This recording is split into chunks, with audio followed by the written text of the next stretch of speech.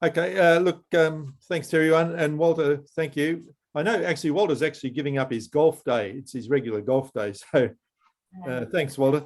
You've all read his biography, and Walter's had a career both in two navies, and he started life as a merchant mariner. But the last line of his bio, he talks about being the editor of the Naval Historical Review. And that's just one line. But the reality is, Walter does a huge amount of research and writing. And most of the stories that are in the Naval Historical Review that aren't attributed to anyone are actually Walter's stories.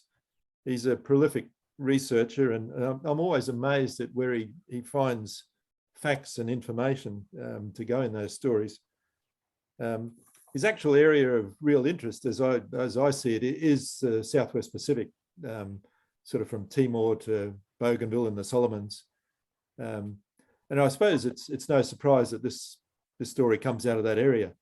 And it's a story about plans going astray. And I guess when plans don't work out or come together in wartime, the consequences can be pretty deadly.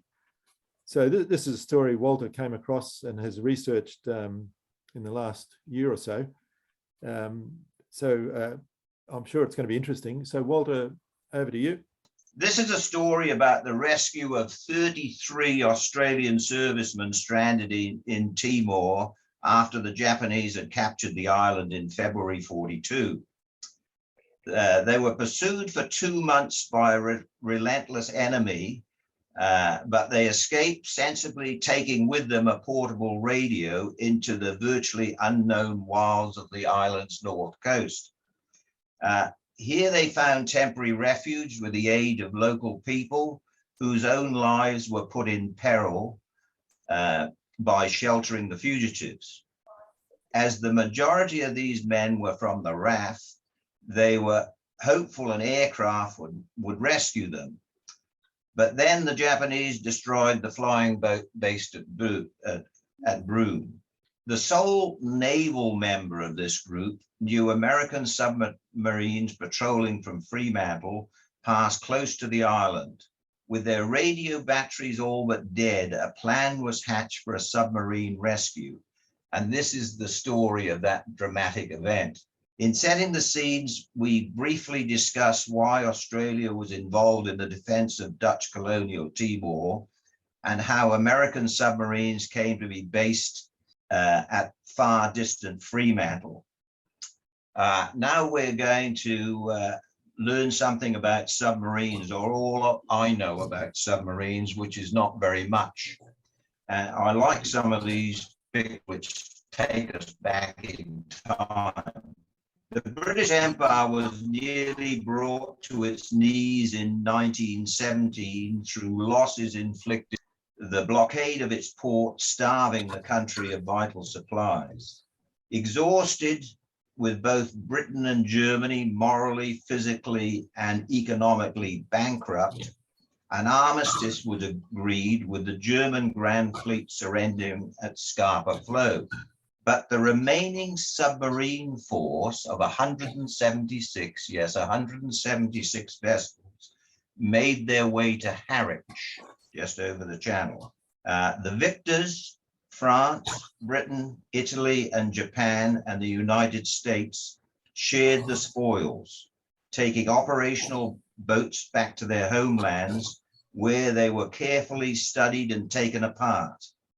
So these boats, of which Japan had 7, formed common building blocks on which future designs were based. I don't know if you can see it in this slide, but Japanese ensign overflying a German ensign, and the outboard submarine also has another Japanese ensign there, and I think it's a white ensign here. I like this this picture of a boat that was given to the French, and the French only had to go over the channel 20 odd miles to get the boat back home, but for some unknown reason they towed this boat, and she landed up on the beach at Hastings in southern England, and became of great admiration to holidaymakers. So you can see it there. I don't think she ever made it back to France. What made the German boats so valuable was the superiority of their engines. Fabric Osberg Nuremberg diesel engines. Now that means MAN diesel engines, and MAN engines you'll find on many trucks going down our roads every day of the week.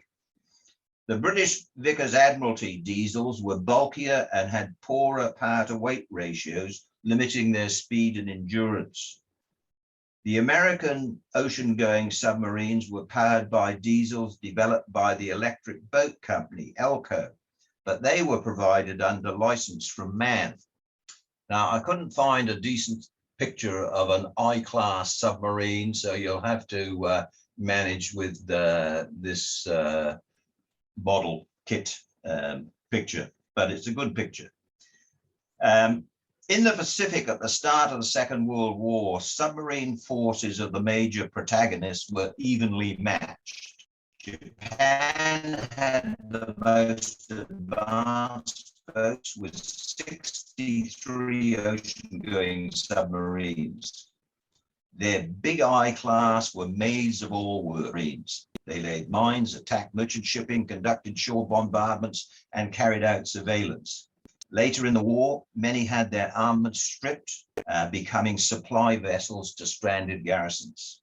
The RN's 20 boats were withdrawn from Hong Kong and Colombo and sent to the Mediterranean, and replaced by 15 Dutch boats operating from Singapore and Surabaya. The American Pacific Fleet at Pearl Harbor was supported by 16 long-range submarines and 6 smaller S-class. And the Asiatic Fleet, based at Cavite outside Manila, had 23 fleet boats and 6 S-class. Now, adding all those up, Japan had 63 boats and the Allied 66 boats, so they were quite similar. Now, war crowds and preemptive strikes. The words of Admiral Izuruku Yamamoto, Commander-in-Chief of the combined Imperial Japanese Fleet, echo throughout these proceedings.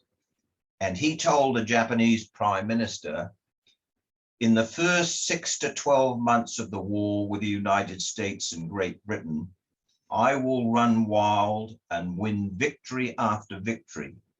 But then if the war continues after that, I have no expectation of success. And this is very likely the last photograph ever taken of the Admiral when he was on a fact-finding tour of the South Pacific. A few days later, on the 18th of April, 1943, he was killed over Bougainville when his Mitsubishi Betty bomber was shot down by a Lockheed Lightning fighter. Now, the Lockheed Lightning should never have been there because it was outside its range.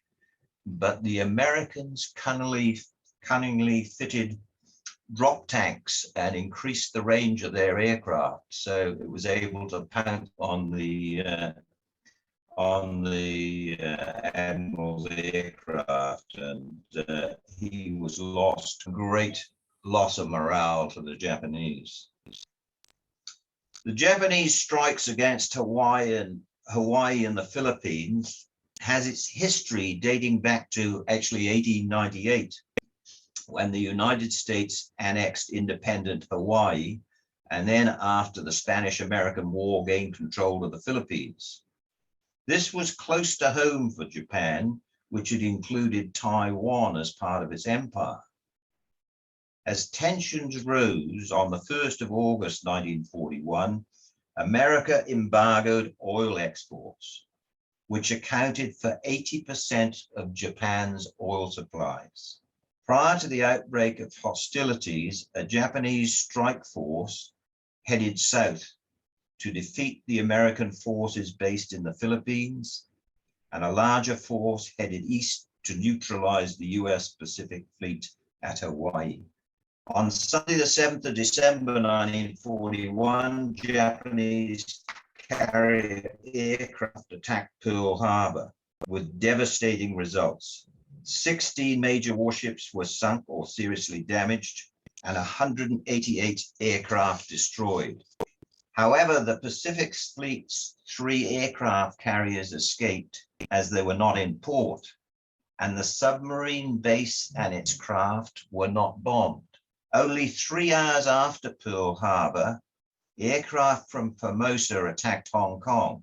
Then in another 6 hours, American bases in the Philippines were attacked, and the US Far East Air Force decimated, losing 100 aircraft. The following day, the US Cavite Naval Yard was bombed and left in ruins. In the inferno, 200 torpedoes exploded, submarines' weapons.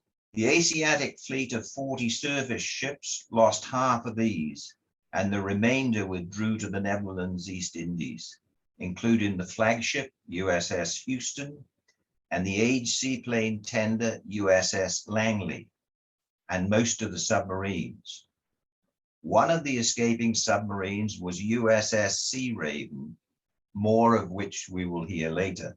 Not a single Japanese warship had been sunk by the American Asiatic Fleet or the Royal Naval's Eastern Fleet during this campaign. The first phase of the Japanese battle plans had been brilliantly executed by airborne and land-based aircraft, but the impact of Japanese submarines had been negligible. So what did we do? The Allied response. On New Year's Day 1942, Admiral Chester Nimitz, a qualified submariner, became CNC Pacific Fleet, replacing Admiral Husband Kimmel, retired after the disaster of Pearl Harbor. With impending attacks on Malaya, January 1942, ABDA, American, British, Dutch, and Australian Command was formed under General Sir Percival Wavell and Admiral Hart from the Asiatic Fleet in command of ABDA afloat. Only a month later, the greatest blow to the Allies was the surrender of the mighty fortress of Singapore. With 130,000 Allied troops, including 15,000 Australians falling into captivity. Churchill called this shameful, the worst disaster and the largest capitulation in British military history. The Japanese invasion of Ambon and Timor and the bombing of Darwin from the 19th to the 23rd February was part of a concerted plan to secure the southern flank of the Japanese advance through the Dutch East Indies. The old carrier Langley had been sent from Darwin to Fremantle to embark 32 newly arrived Kitty Hawk fighters, plus their flight crews. Langley sailed in convoy for Java with its invaluable cargo to bolster ABDA defenses. On the 28th of February, when off Christmas Island, they were sighted by Japanese reconnaissance aircraft and later attacked by 16 bombers and 15 fighters. Langley was so badly damaged that she had to be scuttled by her escorts. From this convoy, 2 ships and more than 400 lives were lost, including the entire air crews. On the 27th of February, in the Battle of the Java Sea, 2 Allied cruisers and 3 destroyers were crippled. 3 days later, Houston and Perth were overwhelmed in the Battle of Sunda Strait. This spelt the end of ABDA, and the Royal Navy withdrew to East Africa, and the USN forces began calling Australia home. Just to complete this happy interlude, on the 3rd of March 1942, Japanese fighters based at Timor attacked Buru, destroying 22 aircraft, including all 15 Australian flying boats. Now we go to the US submarine force. With the destruction of Cavite, the Asiatic fleet withdrew to Dutch bases. On the 1st of March 41, the submarines were further withdrawn to Darwin and thence to Fremantle, where Captain John Wilkes USN established his headquarters. Here, out of range of Japanese aircraft, they were tasked with intercepting enemy supply lines in the East Indies and the South China Seas. In the Pacific, the first stage of the Japanese advance had been accomplished. They now occupied Malaya and Singapore, the Dutch East Indies, and much of New Guinea. April 1942 represented the nadir of the Royal Hermes, 2 heavy cruisers, Cornwall and Dorsetshire, and a number of smaller ships, including HMAS Vampire. While Britannia no longer ruled these waves, Japan had now reached the limit of her resources, with her fleet retiring in triumph to the new fortress at Singapore. But all was not lost. By April 1942, the USN had broken 85% of the Japanese naval code, providing a clear picture of movements. This allowed Allied forces to surprise the Japanese in their continued invasion in New Guinea, the Solomons, and at the Battle of the Coral Sea. USN submarines could now be directed to valuable targets with immediate results, as in May 1942, US boats sank 21 enemy merchantmen, a seaplane carrier, 2 I-class boats, a repair ship, and a mine layer. Now, I don't know if you can see too much from this picture, but there is Timor, and here is Darwin, and there is the island of Buru, and there is the island of Ambon. From Darwin to Timor is 700 kilometers, and it's another 700 kilometers to these islands up here. In the old money, that's about 440 miles, so it's not very far. To the indigenous people and to the Dutch and Portuguese colonials, Timor was home. To the overall Netherlands East Indies, it was an important defensive outpost. But to Australia and the Japanese, it was a critical staging post to Northern Australia. The island of Timor lies, as I said, 700 kilometers north of Darwin. Timor is about half the size of Tasmania. Only 9 degrees south of the equator, it is hot and tropical with a monsoon season from December to March. Ringed by coral reefs, there is a narrow strip of fertile land before jungle extends into rugged mountains. Timor was politically divided almost in two down there, with the eastern portion belonging to the Portuguese and the western portion to the Dutch. Before the Pacific War commenced, Australian and Dutch governments agreed that Australia would supply troops to help defend the islands of Ambon up there, Buru, and Timor, all having vital airstrips leading directly to Australia. Sparrow Force with 1,400 troops departed from Darwin on the 10th of December 1941 in the troop ship Zealandia, escorted by HMAS Australia. On reaching Kupang is right down at the southern end of Timor, they joined the local garrison of 600 Dutch troops under the overall command of Lieutenant Colonel Nico van Straten.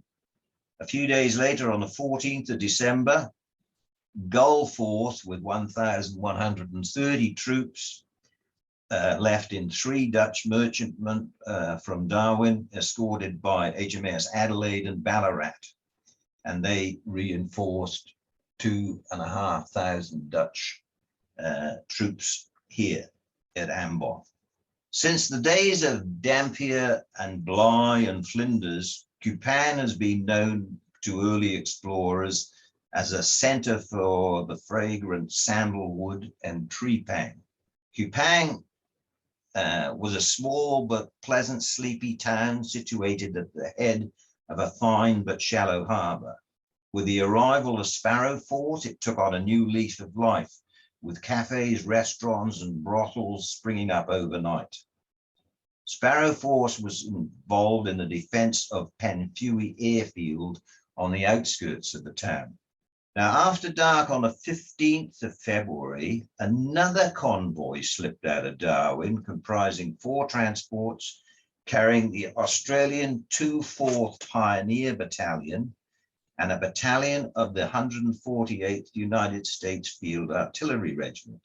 They were escorted by the cruiser Houston, the destroyer Perry, and the sloops Swan and Warrego. Next day, they were shadowed by an enemy seaplane. 2 Kitty Hawks were sent from Darwin to take care of the shadowers, but one never returned and the other failed to locate the convoy. Then came an intense enemy air attack by 35 bombers and 9 seaplanes, but miraculously only one ship suffered slight damage with few casualties. But ABDA, convinced an invasion of Timor was imminent and the Houston convoy would meet concerted attacks, considered the risk unacceptable and ordered its return to Darwin. And we have to ask ourselves, was this justified? As on the 16th of February, same day if you like, a Dutch transport reached Kupang escorted by 2 USN destroyers carrying a British AA battery supported by 190 gunners. It could be argued that the Australian-American reinforcements, had they reached Timor, would have had a considerable effect on the outcome of the defense of this island. Now we go on to air support. Number 2 Squadron RAF, equipped with American Lockheed Hudson bombers, was under the command of Wing Commander Frank Headland. On 6th of December 1941, the first flight of 4 aircraft relocated from Darwin to Kupang, followed a week later by another flight of 8 aircraft. Number 13 Squadron, under the command of Squadron Leader Peter Ryland, was also equipped with Hudsons. At the end of December, they positioned 2 flights a further 700 kilometers north to the airfield on Ambon and another 4 aircraft to the island of Buru. On the 12th of January, 5 Hudsons attacked Japanese shipping, but they were intercepted by fighter aircraft and 4 Hudsons were destroyed. Another heavily laden Hudson stalled on takeoff, plunging into the ground and exploded. The strength of the squadron had shrunk suddenly from 14 to 9 aircraft.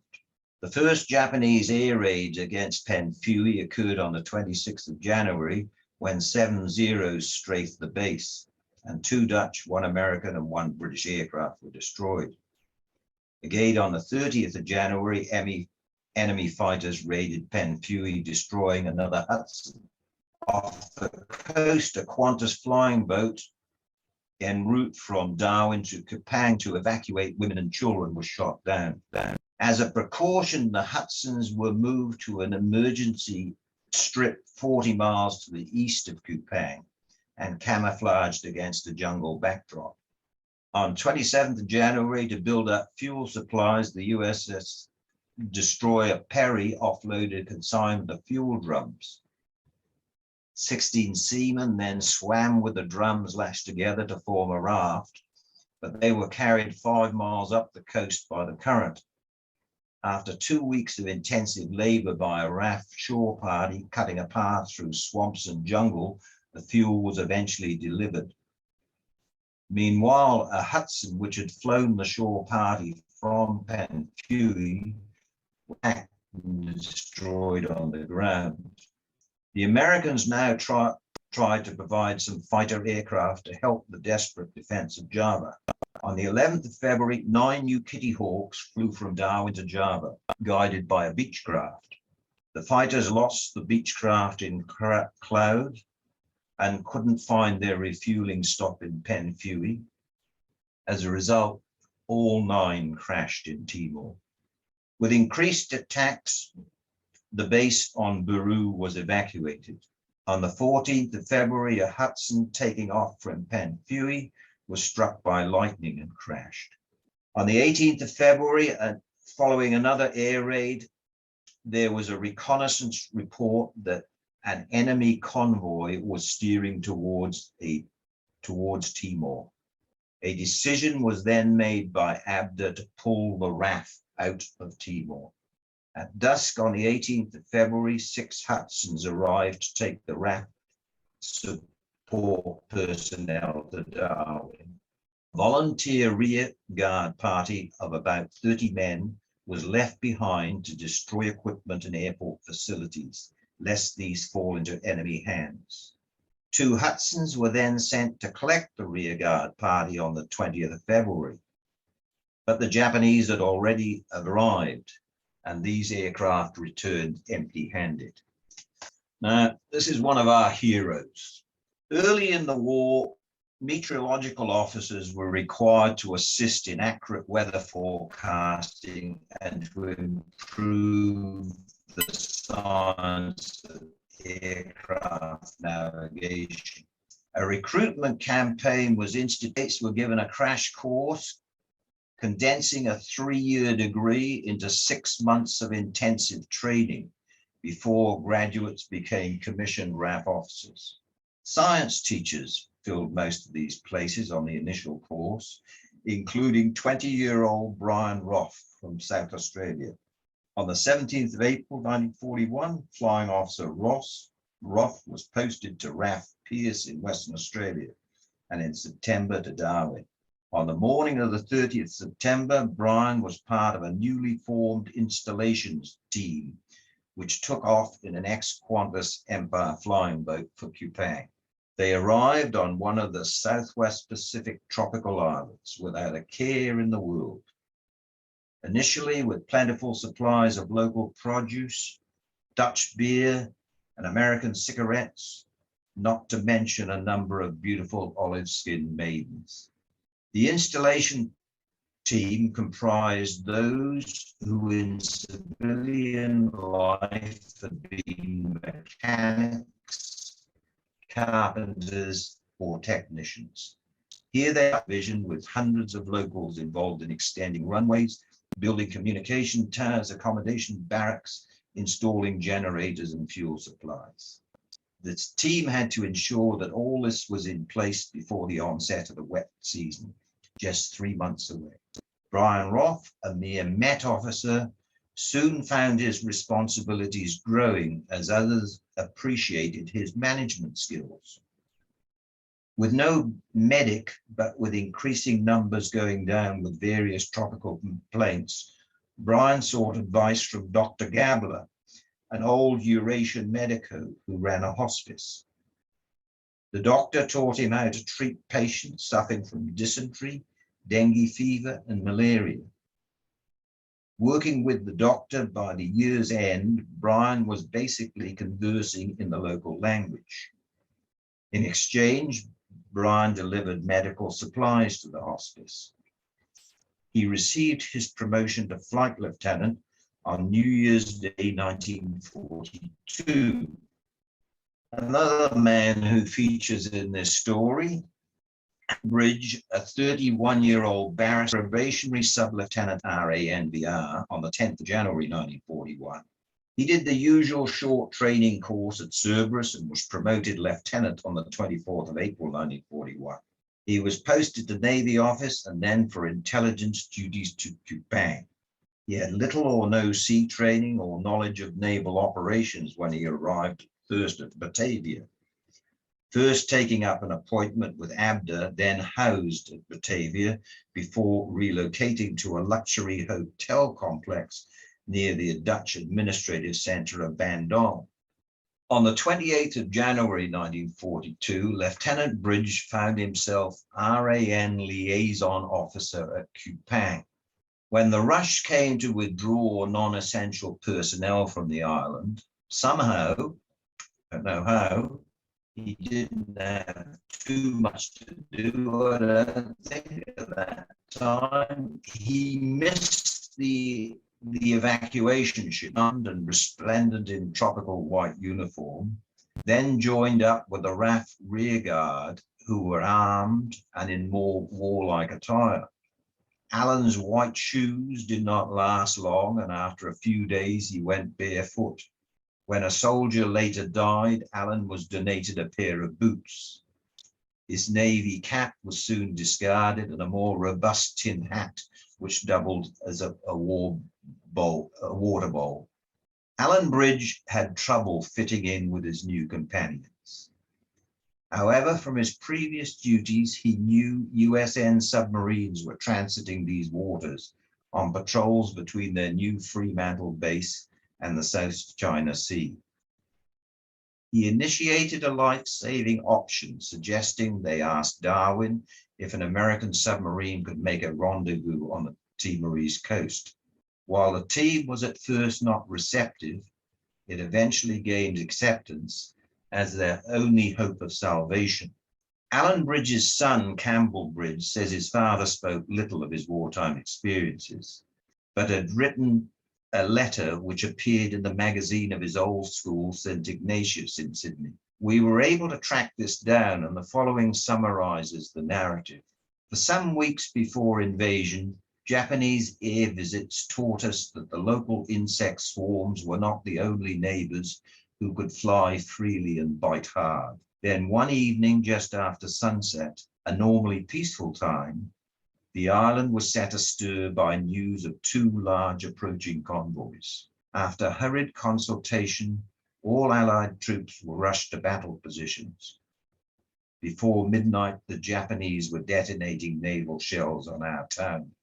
Before dawn, public buildings, service quarters, and civilian houses were for the most part set ablaze. The enemy had landed a force at 5 scattered points. By sunrise, reconnaissance and bombing aircraft, as well as artillery fire, were unpleasantly frequent, close, and potent. While the morning was still young, fresh waves of planes came overhead, this time dropping paratroopers by the hundred, each wave being accompanied by other aircraft heavily bombing and strafing the small ground defenses. Allen concludes by giving credit to the courage of their local hosts.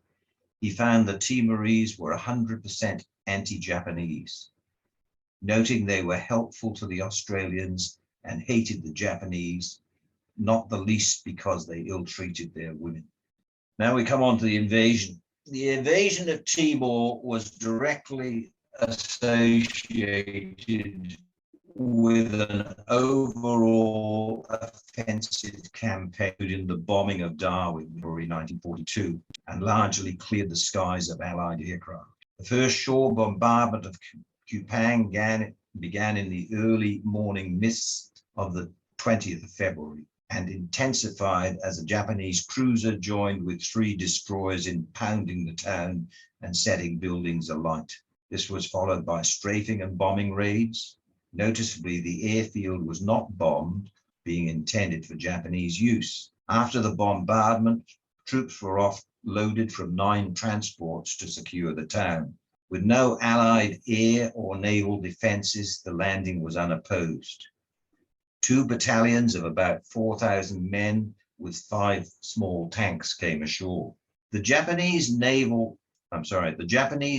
Special Naval Landing Forces, used to spearhead invasions, was a volunteer battalion of 2 750-strong paratroop units. As the pride of the Japanese military, they became known as the Sons of Heaven in the Sky. The RAF Rearguard party witnessed the Sons of Heaven conduct precision drop landings north of Penfewy. Limited to 11 paratroopers plus supplies, this was a large undertaking with many aircraft involved. Once on the ground, the paratroopers quickly regained their supplies and formed up ready for action. These were far from stereotyped little yellow men. They were taller than average, of good physique, and obviously well trained. The rough terrain had meant that the drop zone was some distance from their objectives. This gave defenders time to prepare, and when the fierce battle was over, only 78 paratroopers were alive. But the next day, they were reinforced by a second wave of paratroopers. And when they linked up with the Japanese ground forces, they outnumbered the defenders, who, running low on ammunition, were obliged to surrender. The ground forces, including the anti-aircraft battery of 8 40mm Bofors, put up a considerable resistance, and 14 kills were claimed of Japanese aircraft. 22 killed, but many more died when prisoners of war. Some troops escaped to the hills, where they died or were captured, but about 150 eventually joined their comrades at Dili in the Portuguese part of the island. Now, this is the famous Rearguard party. Unfortunately, we don't have many good photographs of them.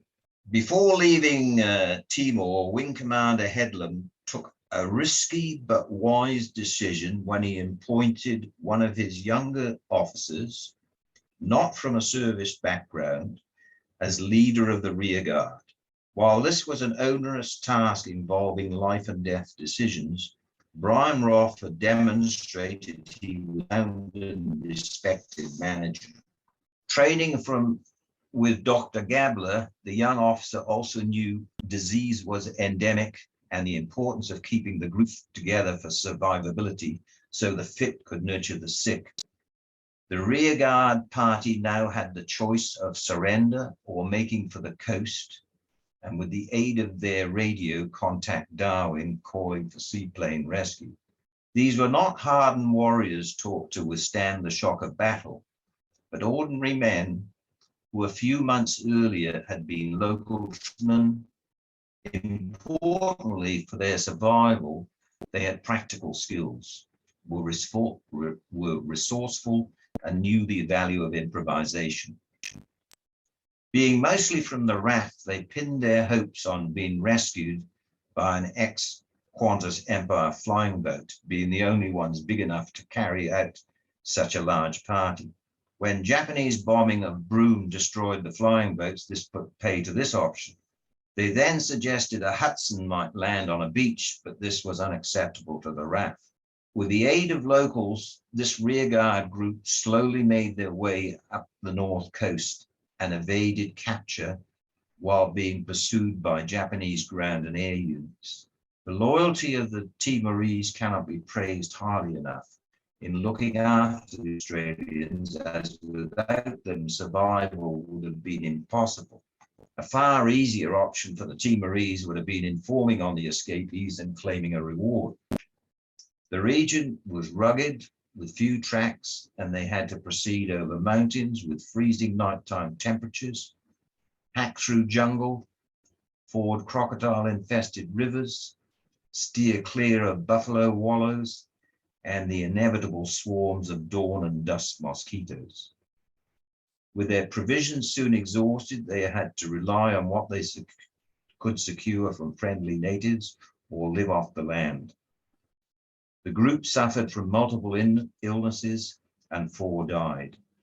On Thursday, the 16th of April, Bryan Rofe received a letter from the local Raja advising that the war between the Dutch, Australian, and Japan was over, that as all Allied forces in the Netherlands East Indies had surrendered. In appealing to the Australians, the Raja was possibly thinking of their welfare and that of his subjects, as Japanese reprisals for those helping the enemy were brutal and many Timorese died. This also advised Bryan that his present position had been reported and that his party would be caught if they continued to defy Japanese authorities. The courier told Bryan that 300 soldiers had been dispatched to find them, and they would arrive at dawn on the 19th of April. Not a very good shot of the submarine, but that's the submarine. Eventually, Australian and American authorities were convinced of the feasibility of the submarine rescue, with a plan for USS Searaven to attempt taking off survivors. With Japanese air and sea patrols, a seatime rescue was impractical, so a signaling system was arranged for a nighttime rendezvous. USS Searaven was commissioned in October 1939, so she was a new boat. On her first Australian patrol under command of Lieutenant Commander Hiram Cassedy, she was directed to make for the Timorese coast and undertake the difficult and dangerous task of locating and rescuing the rearguard party from behind enemy lines. With a complement of 59, Searaven had the challenge of finding space for another 33 men. Twice Searaven approached the shore and launched its 18-foot wherry. That's a portable boat complete with a motor. The motor didn't work. The oars were missing. So improvised oars were made from packing case slats. To take the wherry inshore through surf and bring sick passengers back required strong swimmers. Ensign George Cook was a volunteer together with petty officers Joseph McCreevy and Leonard Markison. Cook swam ashore twice, but he didn't find any survivors. Using a radio now running on dangerously low batteries, one last attempt was made to contact Darwin for a further rescue meeting that night. And so it was that Ensign George Cook, USN, staggered ashore with a torch in one hand and a pistol in the other, a disheveled person wearing what had once resembled navy whites with army boots and a tin hat. He had found Lieutenant Alan Bridge, RANVR. Shortly after that, he was united with the rest of the party. It had been decided that the fittest men would go first, but owing to the time taking in getting them onto the submarine, a second group could not be taken that night. Those remaining had to bunker down for another night and hope the submarine returned, and in the meantime they would not be discovered by a Japanese patrol. They need not have worried, as at the appointed hour, Searaven returned and the reliable Ensign Cook came ashore. This time it was more difficult as the 6 survivors could barely swim and they needed help in getting through surf and onto the wherry. Some would have not have survived but for the strength of the Americans. Getting them into the submarine was also tortuous, but eventually all was accomplished, and after 58 days on the run, they were on their way back home.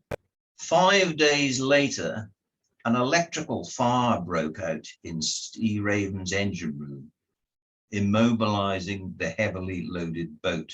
Besides being overloaded with human cargo, Searaven was carrying tons of explosive shells destined for US troops in the Philippines. These were in a compartment adjacent to the fire. After a 3-hour battle, the fire was under control and Searaven continued on the surface, but reduced to using batteries and only making 2 knots. Luckily, another submarine, USS Snapper, was able to take the stricken boat in tow. In choppy seas, Searaven gyrated like a fairground ride, making all on board violently sick. By late afternoon, more help was at hand, with the US destroyers Paul Jones and Parrott and the corvette HMAS Maryborough standing by. Maryborough took over the towing duties, and the convoy of 3 surface ships and 2 submarines made the safety of Fremantle on Anzac Day, the 25th of April, 1942. Here the evacuees were taken for hospitalization in Perth. They were an unforgettable sight, emaciated, many unable to stand and barely alive. Recovery, both physical and emotionally, took time, but most were in hospital in a month and back with their families. Many later on went, however, few fully recovered from the Timor ordeal. and with recurring attacks of malaria plaguing them. Overall, the Timor campaign was a failure, and publicity and recognition associated with this mission was downplayed. The official United States war history says, Searaven performed a satisfactory rescue mission, noting Ensign George Cook swam through the surf and after failing to find the Aussies, returned and tried again and brought the debilitated men through the surf, and their gratitude was touching. That's it, no more. For their conspicuous service in the rescue mission, the Australian survivors from the coast of Timor, the following were recognized. Flight Lieutenant Bryan Rofe and his second in command, Flying Officer Arthur Cole, received the MBE, and Corporal Leslie Bourget, the BEM. American Petty Officers Joseph McCreevy and Leonard Markison received the United States Silver Star, and Ensign George Cook and Lieutenant Commander Hiram Cassedy, the United States Navy Cross. Life after Timor. Lieutenant Bridge, thoroughly debilitated, was medically discharged from the RAN. His life spiraled into depression when his young wife suddenly died, leaving him with an infant daughter and son. He gradually recovered and returned to working in the legal profession. He later remarried and had another son. Alan Bridge became a Queen's Counsel and was elevated to the bench of the Northern Territory Supreme Court. The Honourable Mr. Justice Bridge died prematurely in 1966, aged 58. 8 weeks after Searaven arrived in Fremantle, the newly promoted squadron leader Bryan Rofe married Patricia, his sweetheart from the Adelaide Teachers College. They had a daughter and through her a grandson, Tom, who wrote of his grandfather's wartime experiences. Post-war, Bryan returned to the Bureau of Meteorology before joining the fledgling long-range weapons establishment in South Australia. His final career change was the prestigious position as Director of the Australian Antarctic Division. Bryan Rofe passed away on the 27th of August 1971, dying of cancer at only 53 years of age. This records the exploits of a number of brave servicemen and those who supported them. What about an equally brave ship? Which in 1946, Searaven was one of 8 submarines in a total of 95 vessels used as targets in the atomic test Bikini Atoll. The purpose was to investigate the effects of nuclear weapons on warships using one airdrop bomb and one bomb detonated underwater. While some ships sank and others were severely damaged, Searaven escaped with negligible damage. Searaven, the grand old survivor, was decommissioned on the 11th of December 1946 and finally sunk as a target on the 11th of September 1948. In summary, this is the story of heroic bravery set in a maritime environment with major players coming from the RAF and the USN. For this reason, it may not readily fit into naval history. This is a pity, as there's plenty to recommend it in our understanding of the Timor campaign. It provides an insight into the life of an outsider, one lonely naval officer who made a difference, which helped save the lives of his comrades. Thank you. Walter, thank you very much. An intriguing story. You certainly covered a lot of ground from the strategic right down to the personal, individual level, and I'm sure there'll be some questions. You might like to unshare your screen now and we'll be able to see the participants. Oh, Tom. Hi, well done, Walter. That was very interesting and comprehensive. I've got an interest in Northern Australian military history, obviously. Doesn't seem much has been covered about submarines operating out of the north.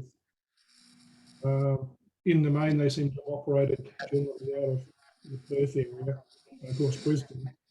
Do you know of someone who's covered that sort of thing? Or, I mean, I know that the submarines were there, but well, I did find the individual patrols of the submarines can be located from American sites, and there is some information there, but they seem to be individual patrols, and it's very difficult to get a sort of, I think, an overall picture.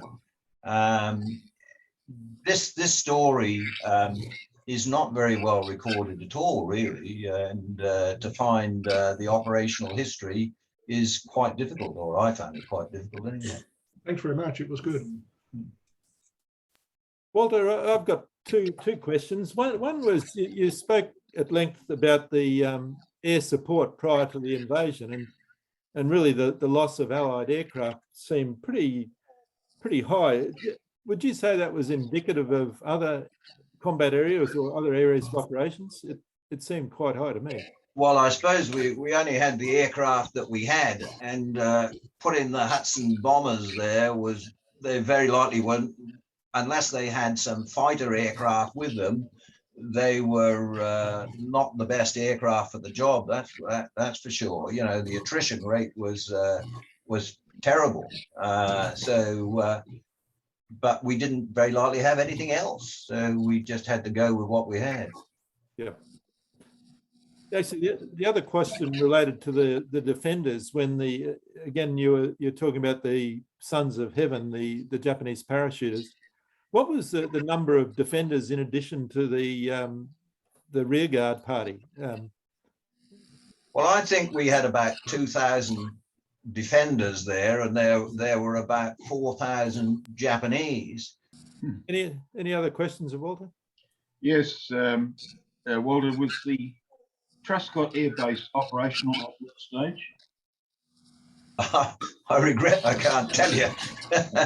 I wish I knew. Very likely I could find out, but I don't know the answer to that.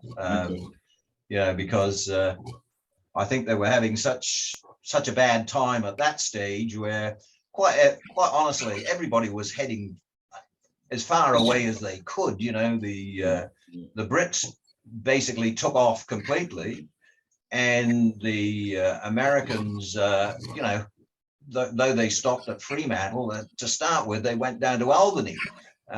Just everybody wanted to get out of the range of Japanese aircraft. They really didn't have any answer to them for about 6 months, but eventually American supplies came good, and their aircraft production came good, and we were once more in the driving seat. But it was a terrible period, that early period. Thank you. Walter, Andy McCann, you mentioned what the American submarines withdrawing to Fremantle, but did they go? I thought they stopped at Exmouth for a while, first of all, with a tender ship there, and then found that that was not viable and went south to Fremantle. Was that? I think they first came to Fremantle, I believe, but then they opened the base up at Exmouth, where they put in fuel supplies, but I don't think it was all that successful. They definitely had that going for a year or so, but I think they found they could work out of Fremantle just as well, sort of thing. But there was a good top-up facility at Exmouth. But I think the Exmouth was very weather prone too. For months, you couldn't guarantee that you could shelter there. Thank you. Okay, Walter, look, on behalf of everyone, thank you very much. A wonderful story, and I think adding in the details of their lives after the war, important, and really points out how what a toll active service takes on people. And thank you, and I'm sorry about the staff. no problem.